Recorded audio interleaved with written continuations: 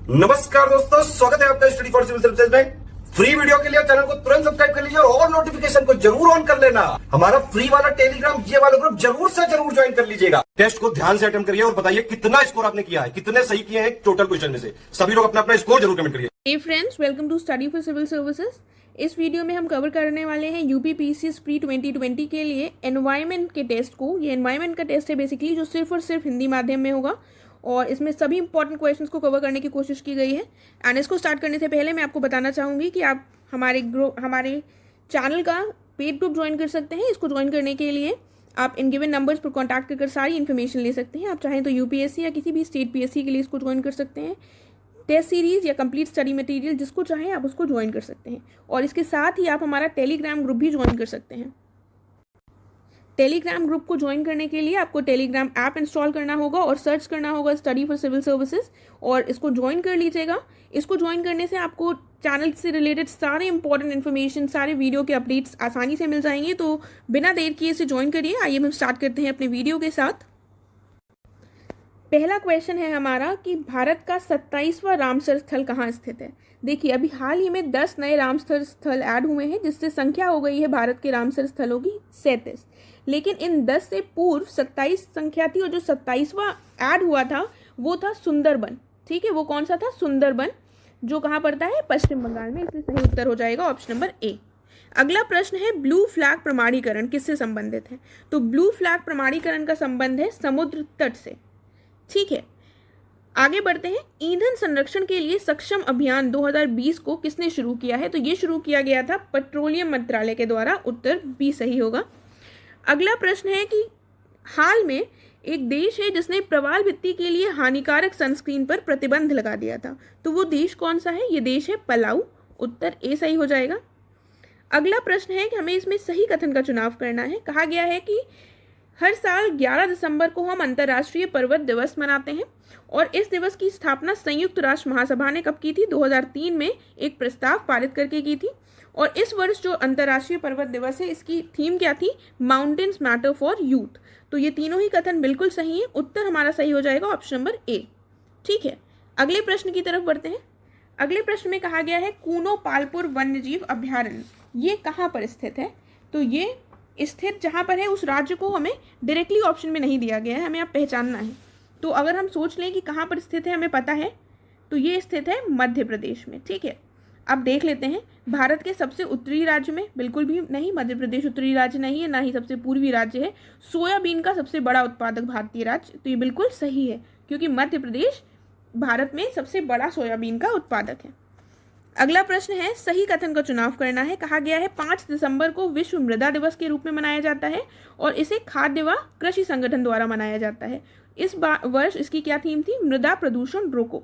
तो यहाँ पर फिर से तीनों कथन सही है, ऑप्शन ए सही हो जाएगा। आगे बढ़ते हैं। सही कथन का चुनाव करना है। पहले में कहा गया है संयुक्त राष्ट्र कन्वेंशन टू कॉम्बैट डिजर्टिफिकेशन क्या जो पार्टियों के लिए सम्मेलन की 14वीं बैठक थी। देखिए, यूएनसीसीडी कॉप 14, मैं आपको बता देती हूँ, कॉप का मतलब होता है कॉन्फ्रेंस ऑफ पार्टीज और 14 का मतलब हुआ इसकी 14वीं बैठक। ठीक है, इसका आयोजन नई दिल्ली में किया गया था और भारत ने चीन से कॉप की अध्यक्षता ली है।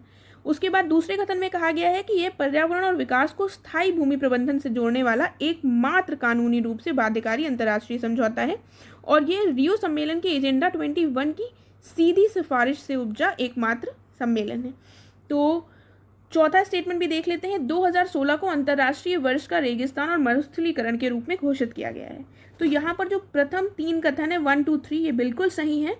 तो ये एक बार फिर से आप पढ़ लीजिएगा ताकि ये इंपॉर्टेंट पॉइंट्स एग्जाम में पूछे जाएं तो आपको पता रहे। 2016 को नहीं, 2006 को घोषित किया गया था अंतर्राष्ट्रीय वर्ष का रेगिस्तान और मरुस्थलीकरण। ठीक है, वर्ष। तो उत्तर हमारा 1, 2, 3 हो जाएगा ऑप्शन नंबर ए। आगे बढ़ते हैं। इनमें से कौन कौन सा 16 घास के मैदानों के लिए खतरा है? तो कृषि का विस्तार, पर्यटन का विकास, आक्रामक प्रजातियों का प्रसार और वृक्षों का विस्तार। तो यहाँ पर 1, 2 और 3 करेक्ट हो जाएगा, यानी कि उत्तर हमारा ए हो जाएगा। 16 घास के मैदान कौन से होते हैं? ये बेसिकली जो बौने पौधे होते हैं उनको कहा जाता है। ये काफ़ी विस्तृत होते हैं, फैले रहते हैं क्षेत्रों में और इसके लिए कृषि का विस्तार, पर्यटन का विकास और आक्रामक जो प्रजातियों का प्रसार है वो खतरा उत्पन्न कर रहा है। आगे देखते हैं किसान पराली जलाने का विकल्प क्यों चुनते हैं? तो इसका कारण क्या है? पहला कथन दिया गया है कि उनके पास प्रभावी ढंग से उपयोग करने के लिए कोई और विकल्प नहीं होता है और कचरे से निपटने के लिए और कम सुसज्जित हैं क्योंकि वे बेकार सामग्री को संभालने के लिए उपलब्ध कोई नई तकनीक का उपयोग नहीं कर पाते हैं, तकनीक का उपयोग करने के लिए समर्थ ही नहीं होते हैं। फिर कहा गया है फसल की क्षति के कारण, कम आय के कारण किसानों को लागत में कटौती करने के लिए अपने खेतों को हल्का करना होता है। तो ये तीनों बातें बिल्कुल सही है, यही कारण है कि वो पराली जलाते हैं। यदि उनके पास इतना पैसा हो कि वो पराली का किसी तकनीकी रूप से कुछ और प्रयोग कर सकें तो वो करें, लेकिन उनके पास इतनी ना सुविधाएं हैं ना ही इतने पैसा है, इसलिए उत्तर डी हो जाएगा करेक्ट। आगे बढ़ते हैं, राज्य हमें पहचानना है। कहा गया है इस राज्य में भारत में संख्या में सबसे अधिक राष्ट्रीय पार्क है और इस राज्य में नवीनतम भारतीय वन जो रिपोर्ट है 2019 की, उसके अनुसार सबसे बड़ा वन क्षेत्र है क्षेत्रफल के हिसाब से। तो वो कौन सा राज्य हो जाएगा? यहाँ पर जल्दी से सोचिए कौन सा राज्य होगा। वो हो जाएगा हमारा option number A, Madhya Pradesh. ठीक है, अगले प्रश्न की तरफ बढ़ते हैं। इसमें हमको गलत का चुनाव करना है। कहा गया है एमिशन ट्रेडिंग स्कीम ETS ये गुजरात सरकार द्वारा सूरत में लॉन्च किया गया था और ये एक विनियामक उपकरण है। इसका क्या उद्देश्य है? इसका उद्देश्य है कि एक क्षेत्र में प्रदूषण के भार को कम करने के लिए और साथ ही उद्योग के लिए अनुपालन की जो लागत है उसको कम करना। और जो ये ETS है ये एक ऐसा बाजार है जिसमें ट्रेड की गई जो वस्तु है उसका उत्सर्जन होता है। इसे पर्टिकुलेट मैटर उत्सर्जन में व्यापार के लिए दुनिया का पहला बाजार बताया जा रहा है। तो यहाँ पर दोनों ही कथन बिल्कुल सही हो जाते हैं हमारे, इसलिए गलत पूछा गया है, उत्तर डी हो जाएगा। ठीक है, अगले प्रश्न की तरफ बढ़ते हैं। ग्रेट इंडियन बस्टर्ड अभयारण्य कहाँ पर स्थित है? ये स्थित है महाराष्ट्र में, उत्तर हो जाएगा ऑप्शन बी। फिर इसमें कहा गया है सही का चुनाव करें। पहला कथन है कि जो 6वां भारतीय जल सप्ताह 2019 का आयोजन कहाँ हुआ था? नई दिल्ली में 24 से 28 सितंबर के बीच में। फिर जल संसाधन विभाग, नदी विकास और गंगा कायाकल्प जल शक्ति मंत्रालय द्वारा आयोजित किया गया था। और ये जो भारत जल सप्ताह था इसका विषय क्या था? जल सहयोग 21वीं सदी की चुनौतियों से मुकाबला। तो ये तीनों ही कथन बिल्कुल सही हैं, उत्तर हो जाएगा ए। आगे बढ़ते हैं। भारत के पर्यावरण वन जलवायु परिवर्तन मंत्रालय ने 1+2.0 का शुभारंभ किसके साथ मिलकर किया? देखिए वन फॉरेस्ट है, ठीक है, कंफ्यूज मत होइएगा, फॉरेस्ट प्लस 2.0। तो इसका क्या है उद्घाटन? अंतर्राष्ट्रीय विकास के लिए अमेरिकी एजेंसी यानी USAID के साथ, उत्तर ए सही हो जाएगा। ठीक, अगला क्वेश्चन है मसूरी संकल्प, इसका संबंध किससे है? देखिए ये जो मसूरी संकल्प है इसमें क्या हुआ था कि हिमालयन क्षेत्र की 11 जो राज्य हैं उन्होंने मिलकर ये मांग की है कि उनको एक ग्रीन बोनस दिया जाए क्योंकि उनकी जो परिस्थितियां हैं वो अन्य राज्यों से भिन्न हैं और उनको ऐसा बोनस दिया जाना चाहिए। तो क्यों कहा है? पर्यावरण संरक्षण के लिए मांगा है ग्रीन बोनस, समृद्ध हिमालयी विरासत की रक्षा और संरक्षण के लिए, जैव विविधता की रक्षा के लिए। ऊपर के सभी, तो आपको समझ में आ गया होगा, ऊपर के सभी आंसर होगा यहाँ पर। आगे बढ़ते हैं। किस वित्त आयोग ने पहली बार संसाधनों में निवेश करने की आवश्यकता को पहचाना और वनों के संरक्षण के लिए जो राज्यों को दिया जाने वाला 5 वर्षों के लिए 1000 करोड़ रुपया निर्धारित किया? तो ये कौन सा वित्त आयोग था? देखिए अगर आपको नहीं भी पता है तो यहाँ पर आपको ये हिंट दे दी गई है। ये वित्त आयोग 2005 से 10 के बीच में था। तो आप थोड़ा कैलकुलेट करेंगे तो आप निकाल लेंगे कि वो 12वां वित्त आयोग था। राइट, आगे बढ़ते हैं। चांगथांगी या पश्मीना ये किस जानवर की नस्ल है? देखिए पश्मीना वूल होती है, तो लेकिन इसका संबंध भेड़ से नहीं है, ये बकरे से संबंधित है, इसलिए ये महत्वपूर्ण हो जाता है। फिर आता है समग्र शिक्षा जल सुरक्षा अभियान, इसको चलाया गया है मानव संसाधन विकास मंत्रालय के द्वारा, उत्तर ए सही हो जाएगा। ठीक, फिर वन्य जीवों की आबादी में गिरावट के लिए कारण क्या जिम्मेदार है? पहले में कहा गया है वनों की कटाई, आवास की हानि और निवास, शोषण, जलवायु परिवर्तन। तो ये चारों ही के चारों कारण हो जाएंगे यहाँ पर, उत्तर हो जाएगा हमारा उत्तर ए। फिर आगे बढ़ते हैं। देश में संसाधन उत्पादकता पर जोर देने के लिए पहला नीति दस्तावेज जिसे यूरोपीय संघ के प्रतिनिधि मंडल द्वारा सहयोग में संसाधन दक्षता पर रणनीति के रूप में भी जाना जाता है, ये किसके साथ मिलकर जारी किया गया था? तो ये जारी किया गया था नीति आयोग के साथ मिलकर। ठीक है, अगले प्रश्न को देख लेते हैं।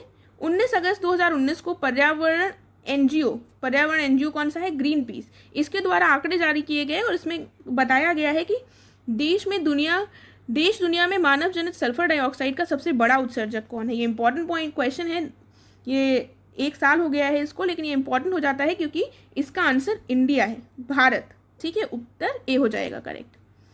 फिर हम देखते हैं अगला प्रश्न, भारत का सबसे पूर्वी बाघ अभ्यारण्य कौन सा है? तो सबसे पूर्वी जो बाघ अभ्यारण्य है वो है नामदफा, नामधापा गलत लिखा है, नामदफा। ये कहाँ पर है? अरुणाचल प्रदेश में। ठीक है, आगे बढ़ते हैं। फिर हम ये देख लेते हैं ये कहाँ कहाँ स्थित है। देखिए, जो ये पक्के और इसको पखुई भी कहा जाता है, ये भी स्थित अरुणाचल प्रदेश में ही है। लेकिन यदि आप मैप देखेंगे तो आप पाएंगे कि नामदफा जो है ये सबसे पूर्वी बाघ अभ्यारण्य है। ठीक है, और बुक्सा जो है ये पड़ता है पश्चिम बंगाल में और सरिस्का राजस्थान में। तो इससे आपको पता चल गई है इनकी लोकेशंस। इसमें कंफ्यूज मत होइएगा, नामदफा और पक्के दोनों ही पाए जाते हैं अरुणाचल प्रदेश में, लेकिन सबसे पूर्वी हो जाता है नामदफा। ठीक, अगले प्रश्न की तरफ बढ़ते हैं। भारत का सबसे पश्चिमी रामसर आर्द्रभूमि स्थल कहाँ पर स्थित है? तो सबसे पश्चिमी पूछा गया है, तो राजस्थान, गुजरात, महाराष्ट्र और तमिलनाडु। तो सबसे पश्चिमी स्थित है गुजरात में। ठीक है, गलत मिलान हमें चुनना है। सुंदरबन नेशनल पार्क पश्चिम बंगाल, काजीरंगा राष्ट्रीय उद्यान असम और केवलादेव राष्ट्रीय उद्यान राजस्थान। ये तीनों ही बिल्कुल सही हैं, इनमें से कोई भी गलत नहीं है, उत्तर हो जाएगा डी। ये अगर आपको नहीं पता है तो ध्यान से पढ़ते हुए चलिए, ताकि एग्जाम में अगर पूछा जाए तो आप सही उसको करेक्ट ऑप्शन चुन सकें। ठीक है, यहाँ पर हम क्वेश्चन देखते हैं अगला, कोल डेजर्ट बायोस्फीयर रिजर्व ये कहाँ पर स्थित है? ये स्थित है हमारा हिमाचल प्रदेश में, उत्तर बी सही हो जाएगा। फिर समग्र जल प्रबंधन सूचकांक किसके द्वारा प्रकाशित की गई रिपोर्ट है? तो ये प्रकाशित किया जाता है नीति आयोग के द्वारा, और इसमें नीति आयोग कहीं पर भी नहीं दिया हुआ है, इसलिए उत्तर हो जाएगा ऑप्शन नंबर डी। ठीक है, नीति आयोग के द्वारा काफ़ी ज़्यादा सूचकांक जारी किए जाते हैं, तो सब पता होने चाहिए आपको। अगला प्रश्न आ जाता है, पर्यावरण से क्या अभिप्राय है? उन संपूर्ण दशाओं का योग जो व्यक्ति एक समय बिंदु पर घेरे हुए होता है व्यक्ति को, और भौतिक, जैविकीय, सांस्कृतिक तत्वों की एक अंतःक्रियात्मक व्यवस्था जो अंतः संबंधित होते हैं, भूमि, जल, वायु, पौधों एवं पशुओं की प्राकृतिक दुनिया जो उनके चारों ओर अस्तित्व में होती है। देखिए, यहाँ पर सांस्कृतिक को काटकर रासायनिक कर लीजिएगा, सांस्कृतिक नहीं होगा। तो यहाँ पर पर्यावरण का अभिप्राय इन तीनों से ही हो जाता है। ठीक है, तो यहाँ पर उत्तर जो करेक्ट हो जाएगा हमारा वो हो जाएगा उत्तर डी, ये सभी। अगले प्रश्न की तरफ बढ़ते हैं, सही का चयन करना है। कहा गया है 22 मई को विश्व जैव विविधता दिवस के रूप में मनाया जाता है। पर्यावरण जैविक कारकों, भौतिक कारकों और अजैविक कारकों की एक संयुक्त अवस्था होती है। और तीसरे में कहा गया है कि भारत के पर्यावरण के संरक्षण के लिए पर्यावरण संरक्षण अधिनियम वर्ष 1986 में लागू किया गया था। तो यहाँ पर हमारे तीनों ही कथन बिल्कुल सही हैं। ऑप्शन हमारा करेक्ट हो जाएगा ऑप्शन नंबर सी, 1, 2 और 3। ठीक है, देखिए इस प्रश्न में हमने देख लिया है कि उत्तर सी सही होगा, तीनों ही कथन सही हैं। आगे बढ़ते हैं, इसमें फिर से हमको सही का चयन करना है। पहले में कहा गया है सतत विकास का कार्य यह है कि जो वर्तमान समय में लोगों की सहूलियत के साथ भविष्य के लिए ऊर्जा और अन्य संसाधनों का बचत करना या बचाव करना। उसके बाद विश्व पर्यावरण दिवस 5 जून को मनाया जाता है। तो ये दोनों ही बातें सही हैं, उत्तर हो जाएगा ऑप्शन नंबर सी। फिर इस प्रश्न में कहा गया है राष्ट्रीय पर्यावरण इंजीनियरिंग अनुसंधान संस्थान, जिसको नीरी भी कहा जाता है, ये नागपुर में स्थित है। सबसे इंपॉर्टेंट पॉइंट तो यहीं से निकल आता है, ये पूछा गया है कई बार कि ये कहाँ पर स्थित है, नागपुर में। और ये केंद्रीय सार्वजनिक स्वास्थ्य इंजीनियरिंग अनुसंधान संस्थान के रूप में स्थापित किया गया था। और नीरी को किस वर्ष बनाया गया था? तो नीरी की स्थापना हुई थी 1958 में, और ये कहाँ पर स्थित है? नागपुर में। अगला प्रश्न है हमारा, द फ्यूचर वी वॉन्ट, इसका संबंध किससे है? तो इसका संबंध है रियो +20 से। किससे संबंधित है? रियो +20, ऑप्शन बी सही हो जाएगा। आगे है कि उत्तर से दक्षिण इनके मुख्यालय के हिसाब से हमको व्यवस्थित करना है। तो इसके लिए ये इंपॉर्टेंट है कि हमें इनके मुख्यालय पता हो। UNEP का मुख्यालय पड़ता है नैरोबी में, नैरोबी केन्या। ठीक है, उसके बाद पड़ता है हमारा green peas international. Green peas international का जो मुख्यालय है वो है एम्स्टर्डम, नीदरलैंड। ठीक है, एम्स्टर्डम नीदरलैंड में पड़ता है। और विश्व मौसम विज्ञान संगठन का मुख्यालय पड़ता है जिनेवा, स्विट्जरलैंड में। तो जो हम उत्तर से दक्षिण अगर इसको व्यवस्थित करेंगे तो ये आ जाएगा 2, 3 और 1, ऑप्शन नंबर बी सही हो जाएगा। आगे देखते हैं सक्षम अभियान का किससे संबंध है। सक्षम अभियान संबंधित है इनमें से किसी से नहीं, क्योंकि हम ऑलरेडी देख चुके हैं। इसका संबंध किससे है? ईंधन के संरक्षण से। तो ईंधन संरक्षण यहाँ पर उत्तर नहीं दिया गया है, यहाँ पर उत्तर हो जाएगा ऑप्शन नंबर डी। फिर हमें सही का चुनाव करना है। कहा गया है दिनांक 18/10/2010 को राष्ट्रीय हरित अधिकरण या प्राधिकरण, इसकी स्थापना राष्ट्रीय हरित अधिकरण अधिनियम 2010 के तहत पर्यावरण बचाव व वन संरक्षण और अन्य प्राकृतिक संसाधन सहित पर्यावरण से संबंधित किसी भी कानूनी अधिकार के प्रवर्तन और क्षतिग्रस्त व्यक्ति अथवा जो भी संपत्ति के लिए अनुतोष या क्षतिपूर्ति प्रदान करना और इससे जुड़े हुए मामलों का प्रभावशाली और तीव्र गति से निपटारे के लिए इसका गठन किया गया था। तो कुल मिलाकर हमें ये बताया जा रहा है कि 18 अक्टूबर 2010 को राष्ट्रीय हरित प्राधिकरण, जिसे एनजीटी भी कहा जाता है, नेशनल ग्रीन ट्राइब्यूनल, ठीक है, इसकी स्थापना एक अधिनियम 2010 में लाया गया था, उसके तहत की गई थी। और इसमें इसका कार्य क्या होता है कि जो भी पर्यावरण से संबंधित कानूनी अधिकारों का प्रवर्तन करता है ये, और जो भी क्षतिग्रस्त व्यक्ति है या जो भी संपत्ति है क्षतिग्रस्त, उसकी क्षतिपूर्ति को प्रदान करने के लिए इससे संबंधित जो भी मामले हैं उसमें प्रभावशाली और तीव्र गति से निपटारे का ये कार्य करता है। ठीक है, तो काफ़ी लंबा कथन था लेकिन बात सरल थी यदि आप समझें तो मुझे लग रहा है आप समझ गए होंगे, वरना एक बार फिर से पढ़ लीजिए, समझ आ जाएगा। उसके बाद कहा गया है ये एक विशिष्ट निकाय है जो कि पर्यावरण विवादों, बहु अनुशासनिक मामलों सहित सुविज्ञता से संचालित करने के लिए सभी आवश्यक तंत्रों से सुसज्जित है। तो ये एक विशिष्ट निकाय है जो पर्यावरण विवाद जो भी होते हैं उनसे संबंधित बहु अनुशासनिक मामलों सहित जो भी कार्य होते हैं उनको ये सही तरीके से संचालित करने के लिए इसकी परमिशन की ज़रूरत होती है। कुल मिलाकर अगर कोई भी किसी को भी फैक्ट्री स्टैब्लिश करनी है किसी जगह पर तो हमें एनजीटी की परमिशन लेनी पड़ती है ताकि जो हमारा पर्यावरण है उसको क्षति ना हो, और यदि क्षति होती है तो उससे संबंधित क्या उपाय हो सकते हैं, क्षतिग्रस्त जो भी व्यक्ति या संपत्ति है उससे रिलेटेड क्या काम हो सकते हैं वो बताना, उसकी सलाह देना इसका कार्य है। और ये अधिकरण जो है ये 1908 के नागरिक कार्यविधि के द्वारा जो दिए गए कार्यविधि से प्रतिबद्ध नहीं है, उस कार्यविधि से इसका संबंध नहीं है, लेकिन ये प्राकृतिक न्याय सिद्धांतों से निर्देशित होता है। तो यहाँ पर हमारा कथन जो सही होगा, ये तीनों ही बातें बिल्कुल सही दी गई हैं। उत्तर हमारा सही हो जाएगा ऑप्शन नंबर बी, 1, 2 और 3। आगे बढ़ते हैं।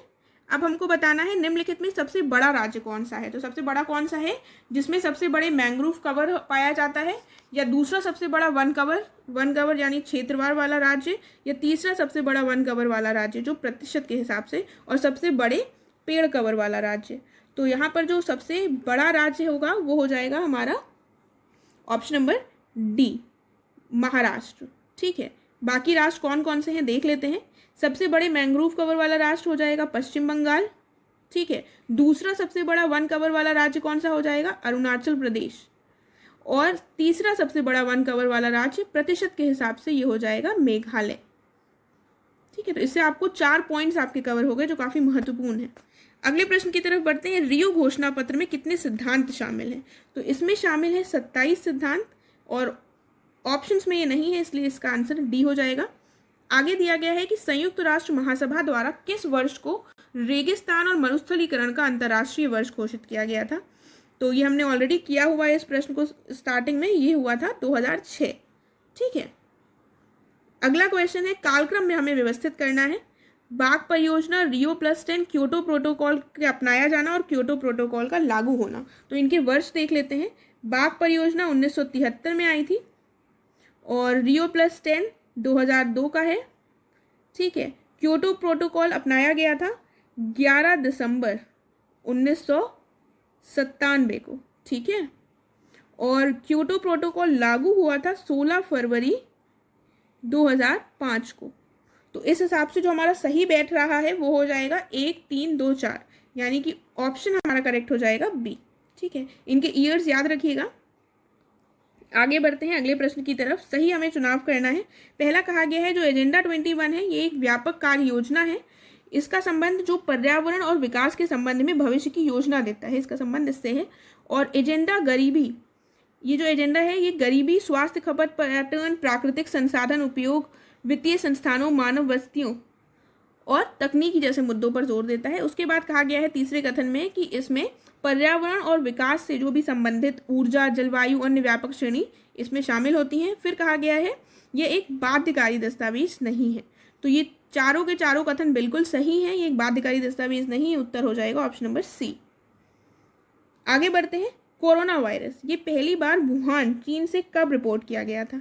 देखिए, कुछ रिपोर्ट्स ऐसा बताती हैं कि इसको नवंबर में रिपोर्ट किया गया था। नवंबर में आए थे वुहान में केसेस, और अलग अलग जगह पर आपको अलग अलग मिलेगा, लेकिन वेबसाइट पर अगर आप जाकर देखेंगे तो इसका जो सबसे उपयुक्त उत्तर है वो दिया गया है 31 दिसंबर 2019। ठीक है, इसलिए यहाँ पर हम इसको ए को सही मान रहे हैं, इसमें बिल्कुल भी कंफ्यूज होने की ज़रूरत नहीं है। ऐसे कुछ कन्फ्यूजन्स होते हैं, लेकिन ऐसे क्वेश्चंस नहीं पूछे जाते हैं। लेकिन इनकेस अगर ऐसा क्वेश्चन आ जाता है तो आपको पता होना चाहिए 31 दिसंबर 2019 सही होगा। आगे देखते हैं, 13वें संयुक्त राष्ट्र प्रवासी पक्षी प्रजाति संरक्षण सम्मेलन का आयोजन कहाँ हुआ था? तो ये आयोजन हुआ था भारत में, जो यहाँ पर ऑप्शंस में नहीं दिया गया है। तो याद रखिएगा, भारत में इसका आयोजन हुआ था। फिर कहा गया है कि 21 जनवरी 2020 को ग्रीन पीस इंडिया जो एनजीओ है, इसने अपनी एक रिपोर्ट जारी करी थी और इसके अनुसार देश के जो सबसे प्रदूषित शहर हैं, 10 सबसे प्रदूषित शहर हैं, वो उनमें से 6 शहर जो हैं वो एक राज्य के हैं। वो राज्य कौन सा है ये पूछा गया है। तो यहाँ पर ये चारों ही उत्तर गलत हैं, क्योंकि जो सबसे 6 प्रदूषित राज्य आते हैं वो आते हैं हमारे उत्तर प्रदेश के, और उत्तर प्रदेश ऑप्शंस में नहीं दिया गया है। ठीक है, और जो फर्स्ट नंबर पर राज्य शहर बताया गया है वो है झारिया। झारिया बताया गया है, जो कि झारखंड का है। ठीक है, प्रथम झारिया है, लेकिन 6 आते हैं उत्तर प्रदेश के। अगला प्रश्न है कि प्रत्येक वर्ष 2 फरवरी को विश्व वेटलैंड्स दिवस के रूप में मनाया जाता है। इसमें लोगों और हमारे ग्रह के लिए जो आर्द्रभूमि की महत्वपूर्ण भूमिका के बारे में जागरूकता बढ़ाई जाती है। उसके बाद कहा गया है कि 2 फरवरी 1971 को ईरान का जो शहर है रामसर, यहाँ पर रामसर कहाँ लोकेटेड है? कैस्पियन सागर के तट पर। यहाँ पर वेटलैंड से संबंधित एक कन्वेंशन हुआ था और इसी तारीख को आज हम विश्व वेटलैंड्स दिवस के रूप में मनाते हैं। उसके बाद वेटलैंड्स और जैव विविधता ये इस वर्ष की थीम थी। तो ये तीनों कथन सही है, उत्तर बी हो जाएगा।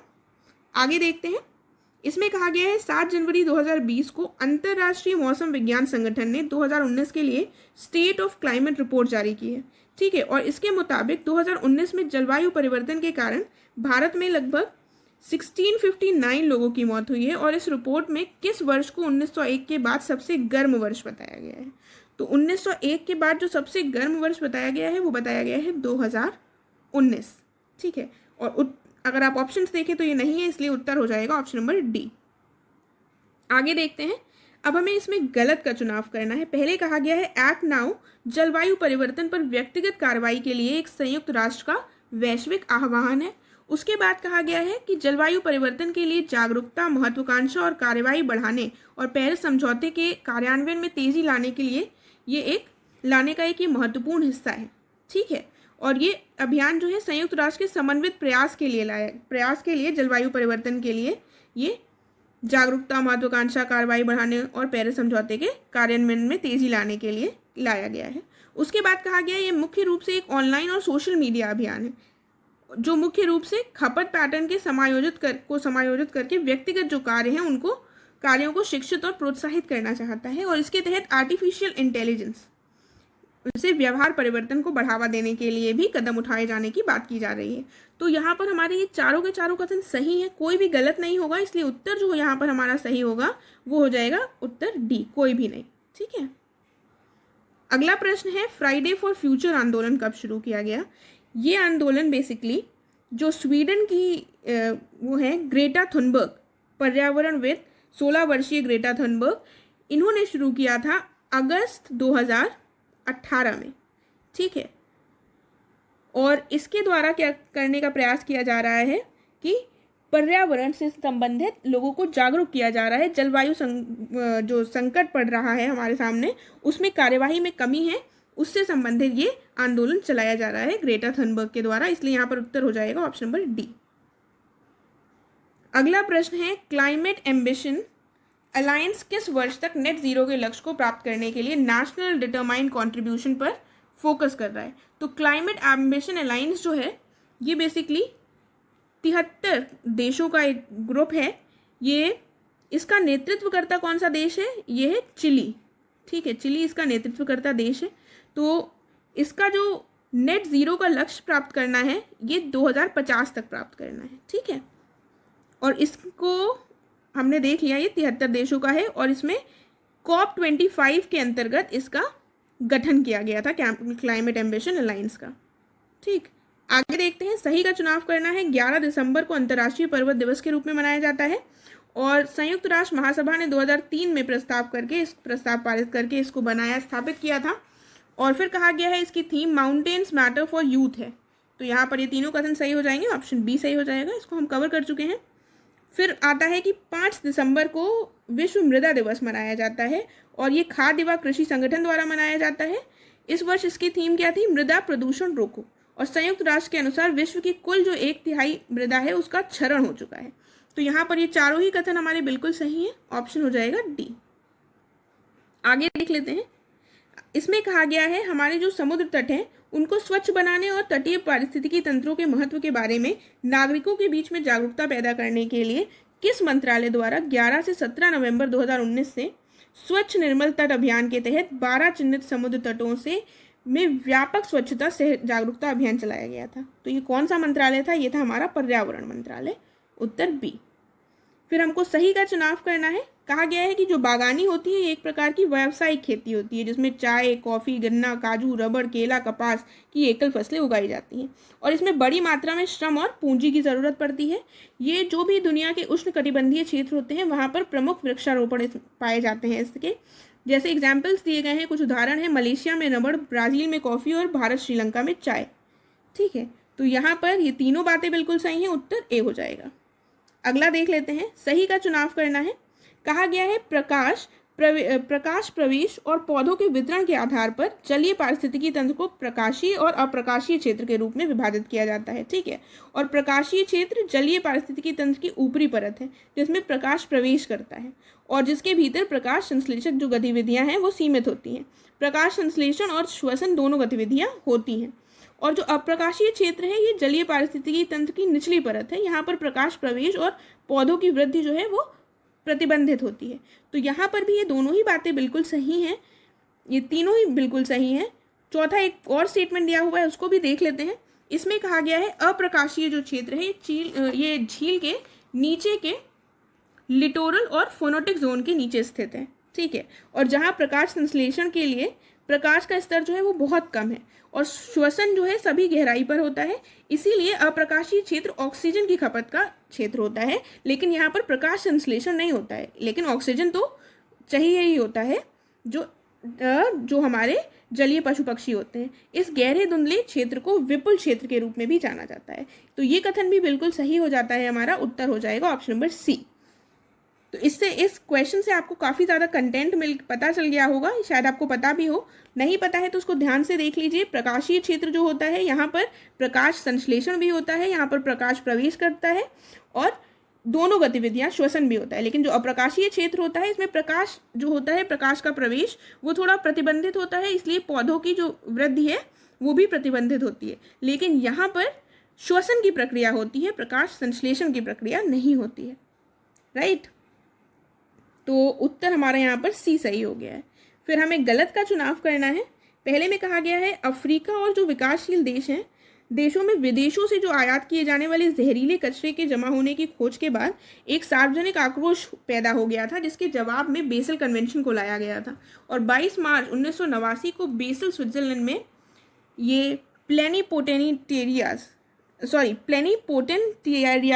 ये कोई वर्ड ऐसा नहीं है, इसका मतलब है आधिकारिक रूप से। ठीक है, एक सम्मेलन आयोजित किया गया था। इसका मतलब होता है जिसमें जो सभी अधिकारी होते हैं, जो देश के सबसे बड़े बड़े ऑफिशियल्स होते हैं वो सम्मिलित होते हैं। इसलिए इस वर्ड से इतना कंफ्यूज होने की ज़रूरत नहीं है। जो भी जैसे देश के बड़े बड़े उच्च वर्ग के अधिकारी इसमें शामिल होते हैं उसको कहते हैं।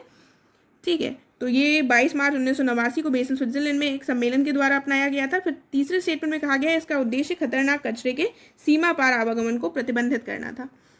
तो ये तीनों कथन बिल्कुल सही हैं, इनमें से कोई भी गलत नहीं होगा। इसको लागू किया गया था 1992 में। ठीक है, ये लाया गया था इस तारीख को 22 मार्च 1989 और लागू 1992 हुआ है, 92 में हुआ है। इंपॉर्टेंट है, ऑप्शन डी करेक्ट हो जाएगा यहाँ पर। अगला प्रश्न देख लेते हैं। ग्रेट ग्रीन वॉल, इसका संबंध है अफ्रीका से। ठीक है, 2007 में मरुस्थलीकरण के विरुद्ध और जो निम्नीकृत भूमिका होती जा रही है उसके विरुद्ध ये ग्रेट ग्रीन वॉल को 2007 में इस पहल को लाया गया था और बनने के बाद ये विश्व की सबसे बड़ी जो जीवित संपदा है वो हो जाएगी। उसके बाद हमको सही का चुनाव करना है। कहा गया है राजाजी बाघ अभ्यारण्य उत्तराखंड में, Sundarban tiger reserve West Bengal और अमराबाद टाइगर रिजर्व तेलंगाना में। ये तीनों सही हैं, उत्तर बी करेक्ट हो जाएगा। आगे बढ़ते हैं। गलत का चुनाव करना है। छत्तीसगढ़ में कांगेर घाटी राष्ट्रीय उद्यान, गोवा में मोलेम नेशनल पार्क और गुजरात में वंसदा राष्ट्रीय उद्यान। यहाँ पर तीनों सही हैं, इसलिए गलत कोई नहीं है, उत्तर डी हो जाएगा। इसमें हमको सही का चुनाव करना है। कहा गया है स्वीडन की जो 16 वर्षीय ग्रेटा थनबर्ग हैं 2019 में नोबेल शांति पुरस्कार के लिए मनोनीत की गई थी, मिला नहीं था, मनोनीत की गई थी, सही बात है ये बिल्कुल। और यूके ने हाल ही में विश्व की पहली विधान पालिका बन गई है जहां पर राष्ट्रीय पर्यावरण तथा जलवायु आपातकाल का प्रस्ताव पारित किया गया है। ये बात भी बिल्कुल सही है, उत्तर हो जाएगा हमारा सी। आगे देख लेते हैं, सही का चुनाव करना है। फिर से इसमें कहा गया है फिनलैंड के रोवानिएमी में 11वीं आर्कटिक परिषद में की जो मंत्री स्तरीय बैठक का आयोजन हुआ था, फिनलैंड में हुआ था। और इस बैठक में भारत को आर्कटिक परिषद के अंतर सरकारी फोरम में पुनः पर्यवेक्षक चुना गया है। पर्यवेक्षक मतलब ऑब्जर्वर, ठीक है, ये बात बिल्कुल सही है। अगले में कहा गया है जो आर्कटिक परिषद है इसको 1996 में ओटावा डिक्लेरेशन के बाद स्थापित किया गया था और इसका मुख्यालय कहाँ है, नॉर्वे के ट्रोम्सो में।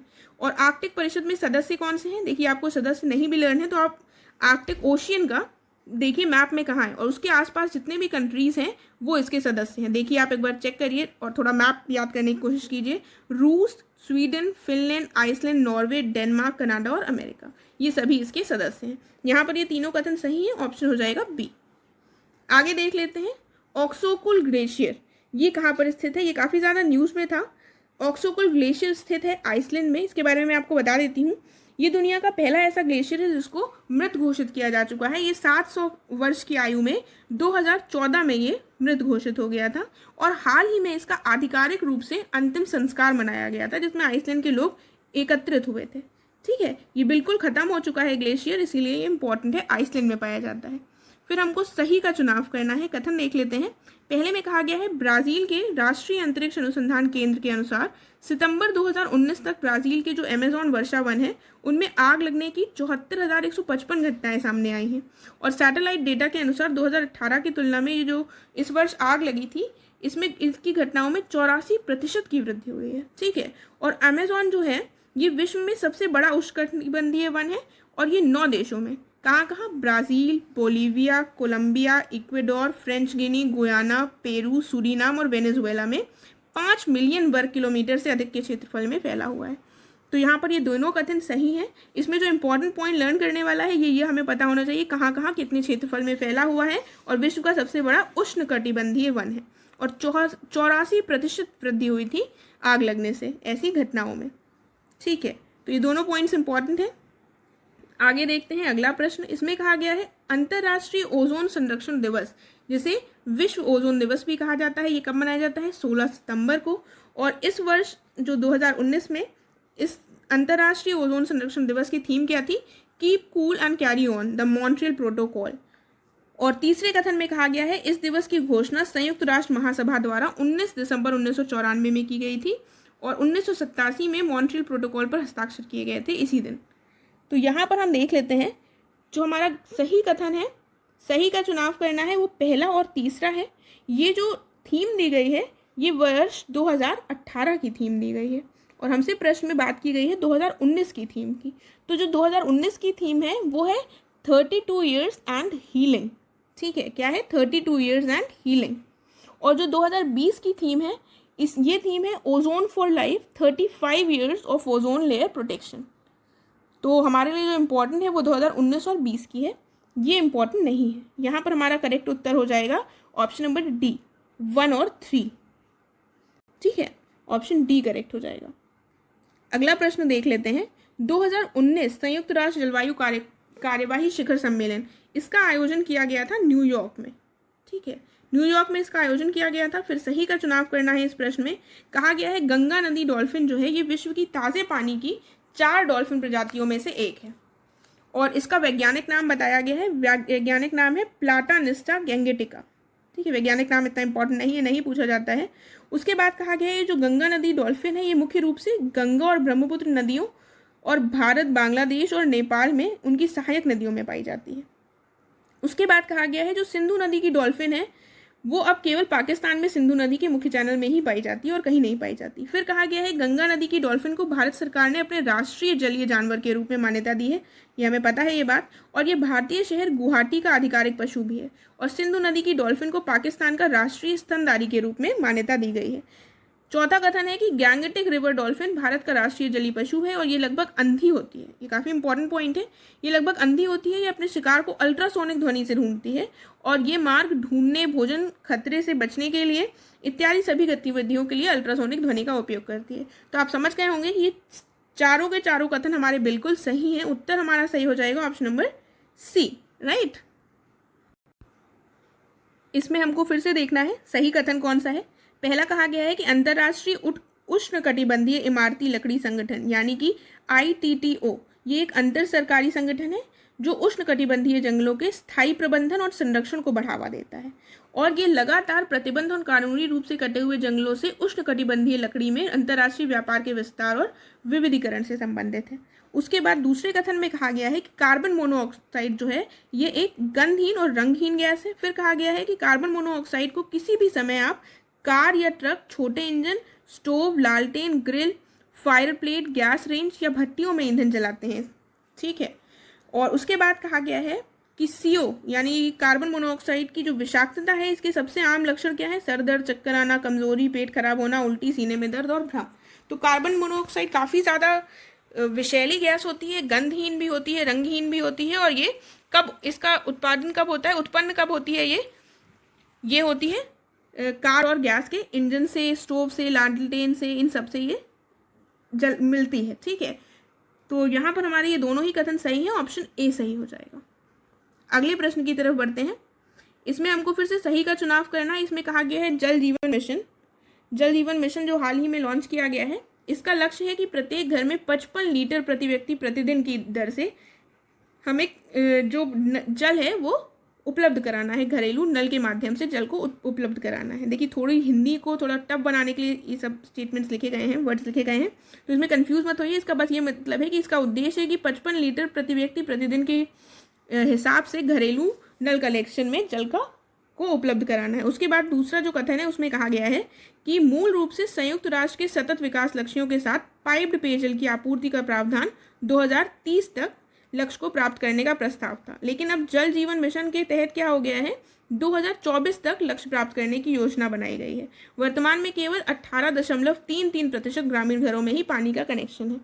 तीसरे कथन में कहा गया है केंद्र और राज्यों के बीच में जो फंड शेयरिंग पैटर्न है वो हिमालयी और पूर्वोत्तर राज्यों में 90:10 का है और केंद्र शासित प्रदेशों में 100:1 का, मतलब पूरा केंद्र शासित प्रदेशों का खर्चा कौन वहन करेगा? केंद्र सरकार, और बाकी राज्यों में 50-50 का हिस्सा होगा केंद्र सरकार और राज्य सरकार के बीच में। और ऐसा हमेशा अधिकतर ऐसा योजनाओं में पाया जाता है, अधिकतर, सबकी बात नहीं कर रही हूँ। तो यहाँ पर ये तीनों बातें बिल्कुल सही हैं, ये पॉइंट इंपॉर्टेंट है, 55 लीटर प्रति व्यक्ति प्रतिदिन के हिसाब से, ठीक है। तो यहाँ पर जो कथन सही होगा वो हो जाएगा ऑप्शन नंबर सी, और ये 2024 तक प्राप्त करना है लक्ष्य, ये भी इंपॉर्टेंट है। देखिए इस क्वेश्चन में कहा गया है शैलेश नायक समिति की रिपोर्ट किससे संबंधित है? शैलेश नायक जो समिति है वो बेसिकली पश्चिमी घाट की जैव विविधता से संबंधित है, 2014 में बनाई गई थी। अगले प्रश्न को देखते हैं, पर्यावरण संरक्षण अधिनियम 1986 को लागू करने का मंत्रालय कौन सा है? तो ये पर्यावरण मंत्रालय है। आसान प्रश्न है। अगला प्रश्न है, सही का हमें चुनाव करना है। कहा गया है वाणिज्य और उद्योग मंत्रालय वित्त मंत्रालय के साथ रसायनों के आयात और निर्यात को ध्यान रखता है। फिर कृषि और किसान मंत्रालय के साथ स्वास्थ्य और परिवार नियोजन मंत्रालय जो है वो उपभोक्ता हितों को संभालने वाले कानूनों से संबंधित है। सड़क परिवहन राजमार्ग मंत्रालय शिपिंग मंत्रालय के साथ परिवहन कानूनों के कार्यान्वयन को सुनिश्चित करता है। श्रम रोजगार मंत्रालय सुरक्षा और व्यावसायिक स्वास्थ्य से संबंधित है। और वाणिज्य और उद्योग जो मंत्रालय है विस्फोट के उपयोग से संबंधित है।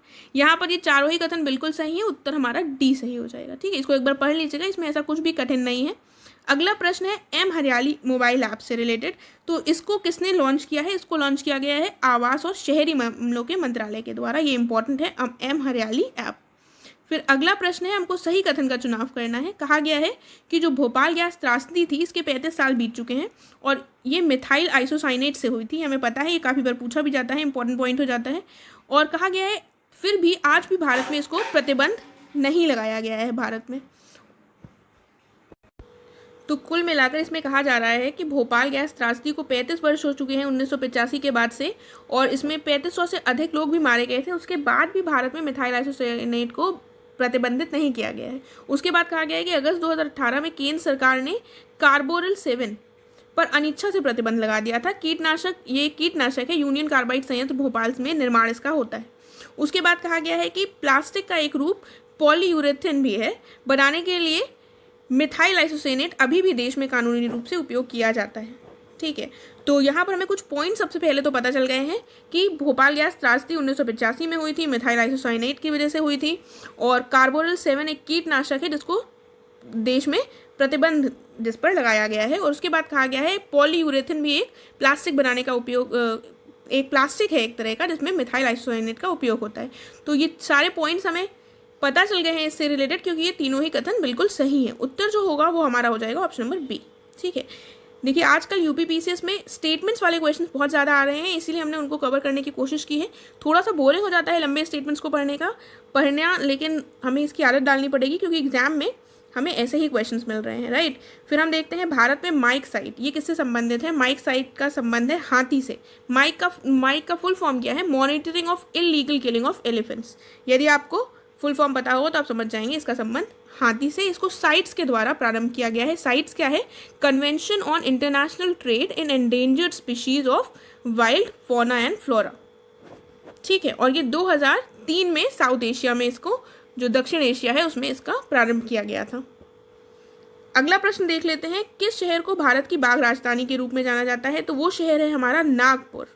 नागपुर को बाघ राजधानी के रूप में जाना जाता है। वो यहाँ पर एकदम ऑप्शंस में नहीं दिया हुआ है, उत्तर डी हो जाएगा।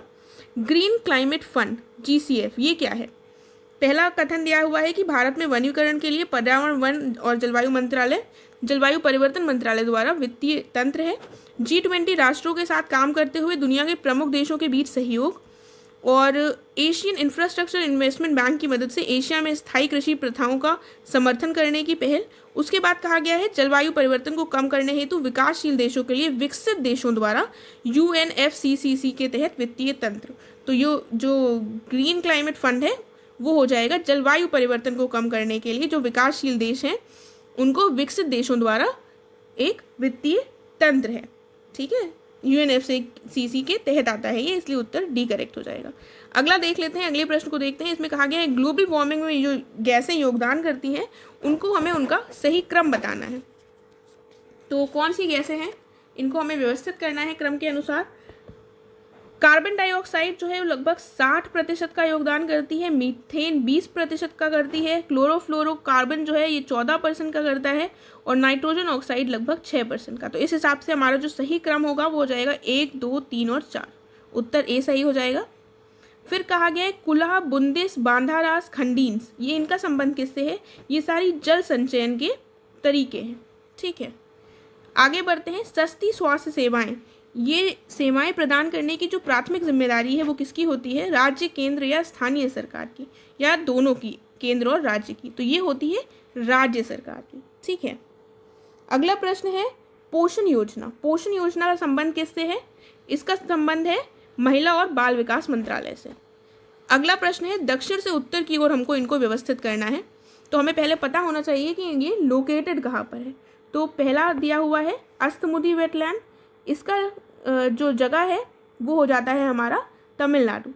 ठीक है, उसके बाद भीतरकनिका मैंग्रोव ये हो जाता है ओडिशा, और भोज वेटलैंड हो जाते हैं हमारे भोपाल यानी कि मध्य प्रदेश में, और चंद्रताल हो जाता है हमारा हिमाचल प्रदेश में।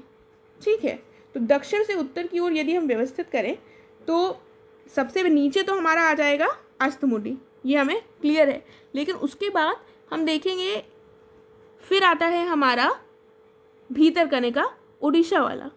ठीक है, उसके बाद आता है भोज वेटलैंड जो भोपाल में स्थित है, और सबसे ऊपर आ जाएगा हिमाचल प्रदेश में स्थित चंद्रताल, यानी कि ऑप्शन करेक्ट हो जाएगा 1, 2, 3 और 4। ठीक है, इससे हमको सबकी लोकेशन भी पता चल गई है।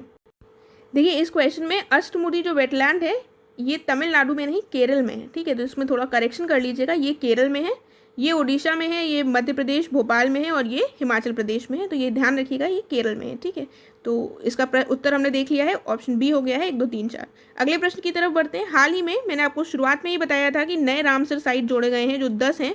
तो इनमें जो जोड़े गए साइट्स हैं वो कहाँ कहाँ पर स्थित हैं?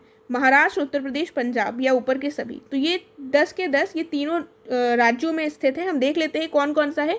महाराष्ट्र का है नांदूर, उत्तर प्रदेश के 6 स्थल हैं, एक हो गया नवाबगंज, पार्वती आगरा, समन, समसपुर, सांडी और सरसई नवर। उसके बाद पंजाब के हैं केशोपुर, मियामी, 20 कंजर्वेशन रिजर्व और नांगल। तो इस तरह से ये 10 हो गए हैं, इनके नाम भी पता होने चाहिए। अगला प्रश्न है, भारत में किस राज्य में रामसर साइट्स की सबसे बड़ी संख्या है? तो सबसे ज़्यादा जो रामसर साइट्स पाए जाते हैं वो पाए जाते हैं उत्तर प्रदेश में। ऑप्शन हो जाएगा सी। फिर वनस्पतियों के संरक्षण के लिए जो इन सीटू पद्धति है उसमें कौन सी चीज़ें आती हैं, सम्मिलित होती हैं? बायोस्फीयर रिजर्व, बॉटैनिकल गार्डन, राष्ट्रीय उद्यान, वन्यजीव अभ्यारण्य। तो बॉटैनिकल गार्डन को छोड़कर बायोस्फीयर रिजर्व, राष्ट्रीय उद्यान और वन्यजीव अभ्यारण्य शामिल होंगे। ऑप्शन बी सही हो जाएगा। आगे बढ़ते हैं, हमको गलत का चुनाव करना है। कहा गया है उच्च अक्षांशों की तुलना में जो जैव विविधता पाई जाती है वो सामान्य रूप से निचले अक्षांशों में ज़्यादा होती है।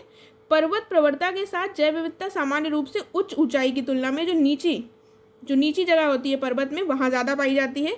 और सभी स्रोतों के जीवों के बीच जैव विविधता अंतर और विविधता है, और इसमें सभी स्थलीय, समुद्री, जलीय और अन्य विभिन्न पारिस्थितिकी तंत्र और पारिस्थितिक परिसर शामिल हैं। तो इसमें हमारा कथन जो है कोई भी गलत नहीं होगा, इसमें हमसे गलत पूछा गया है, उत्तर डी हो जाएगा क्योंकि ये तीनों ही बातें बिल्कुल सही हैं। अगला प्रश्न है, जैव विविधता के हॉटस्पॉट, यहाँ पर आकर्षण के केंद्र की जगह हॉटस्पॉट कर लीजिएगा। ये जो जैव विविधता हॉटस्पॉट की बात की गई है इसमें हमें बताना है किसे माना जाता है। इसको तय करते समय कौन सी दशाएं होती हैं बेसिकली। तो पहला दिया हुआ है प्रजाति समृद्धि, वनस्पति घनत्व, स्थानिकता, जातीय वनस्पति महत्व, खतरा धारणा। देखो इसमें 2 कंडीशंस होती हैं जिससे निर्धारित किया जाता है कि कोई क्षेत्र हॉटस्पॉट है या नहीं। जो पहली कंडीशन होती है वो ये होती है कि कम से कम 1500 संवहनीय पौधे होने चाहिए वहाँ पर, जो उस क्षेत्र के अलावा कहीं नहीं पाए जाते। और जो दूसरी कंडीशन है वो ये होती है कि जिनका 70% से अधिक मूल पर्यावास नष्ट हो चुका हो और 30% मूल प्राकृतिक वनस्पति विलुप्ति के कगार पर है। तो मैं फिर से दोनों पॉइंट्स रिपीट कर देती हूँ क्योंकि बहुत इंपॉर्टेंट है। पहली कंडीशन है कि कम से कम 1500 संवहनीय पौधे होने चाहिए जो उस क्षेत्र के अलावा कहीं नहीं पाए जाते। और दूसरा पॉइंट है जिनकी 70% से अधिक जो मूल पर्यावास नष्ट हो चुका हो और 30% मूल प्राकृतिक वनस्पति विलुप्ति के कगार पर हो। तो ये दोनों कंडीशंस होती हैं। तो अब ये दोनों डायरेक्टली कंडीशंस नहीं दी गई हैं, अब ये पॉइंट्स में दिया गया है। तो हमें फिर से पॉइंट्स पर आते हैं। पहले कहा गया है प्रजाति समृद्धि, तो ये पॉइंट सही हो जाएगा जिनकी प्रजाति समृद्धि अब नहीं रह गई है। ठीक है, उसके बाद दिया गया है वनस्पति घनत्व, इससे रिलेटेड कोई पॉइंट नहीं है।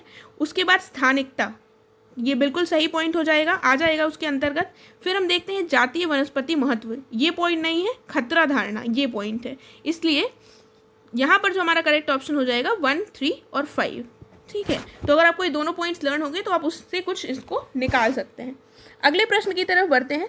इसमें कहा गया है 17 फरवरी 2020 तक कितने जैव विविधता हॉटस्पॉट मौजूद थे पूरी दुनिया में? तो ये मौजूद थे 36। ठीक है, और अभी हमको अगले प्रश्न में देखना है कि सही कथन कौन सा है। कहा गया है भारत के जो 2 वेटलैंड्स थे वो मॉन्ट्रैक्स रिकॉर्ड में आते थे। कौन कौन से थे वो? केवला देवखाना राष्ट्रीय उद्यान राजस्थान और लोकटक झील मणिपुर।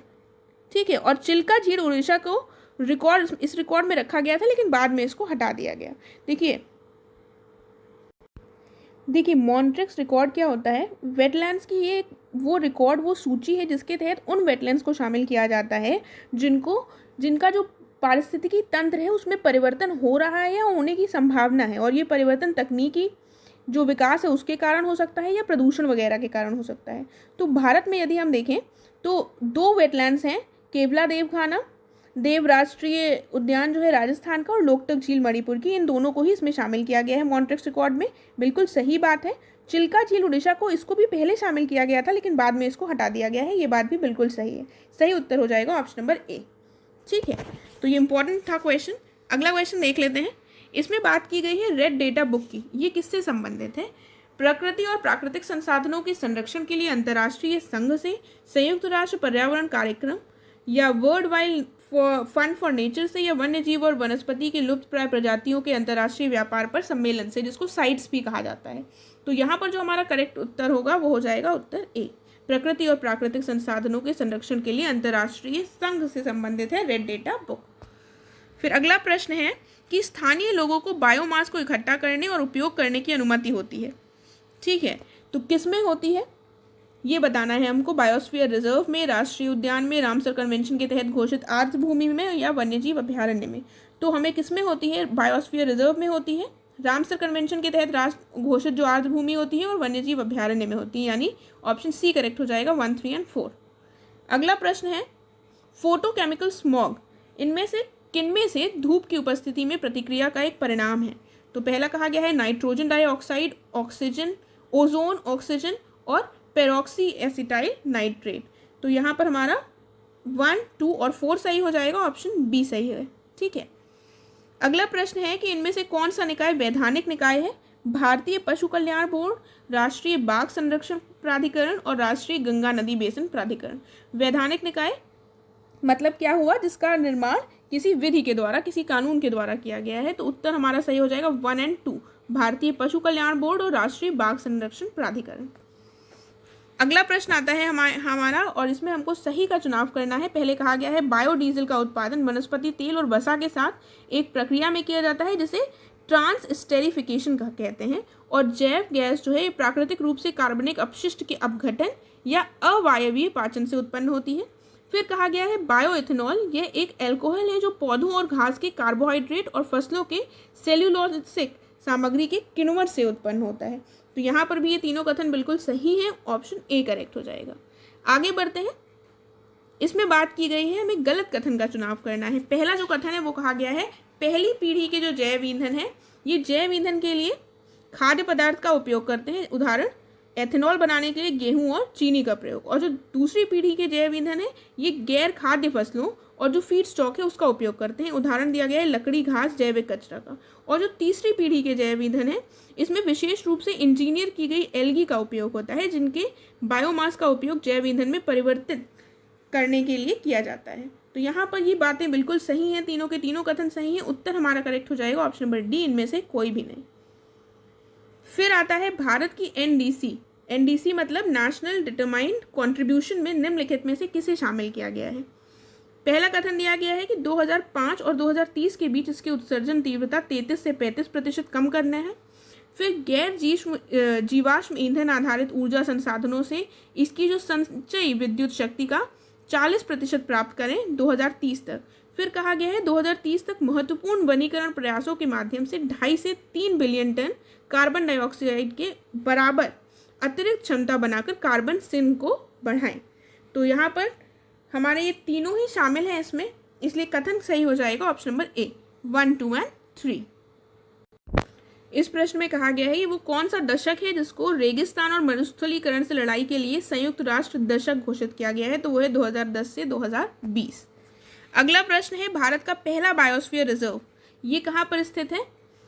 तमिलनाडु, कर्नाटक, केरल। तो ये इन तीनों ही जगहों पर स्थित है, ऊपर के सभी उत्तर होगा। ये है नीलगिरी, हमारा नीलगिरी बायोस्फीयर रिजर्व। अगला प्रश्न है भारत में प्रमुख कोरल में निम्नलिखित में से कौन शामिल है?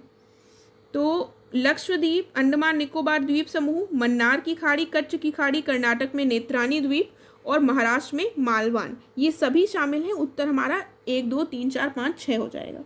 ठीक है, अगला प्रश्न देख लेते हैं।